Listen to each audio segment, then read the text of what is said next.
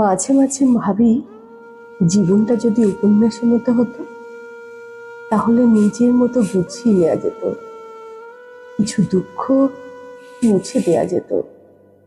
বাস্তবতার ভিড়ে সবকিছু এত কঠিন মনে হয় যে বেঁচে থাকাটাই দায় হয়ে যায়। কাছের মানুষের কথা ভেবে নিজের সব ইচ্ছে গুরুত্ব না দিয়ে অন্যের ইচ্ছের জন্য নিজেকে ভুলে যেতে হয়।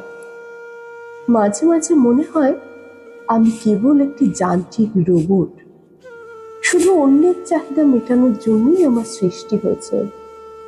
অথচ আমিও কত করে চাই আমার জন্য কেউ একজন থাকুক, কেউ আমাকে বুঝুক, আমার মন খারাপের মুহূর্তে ভাগাভাগি করে নিক।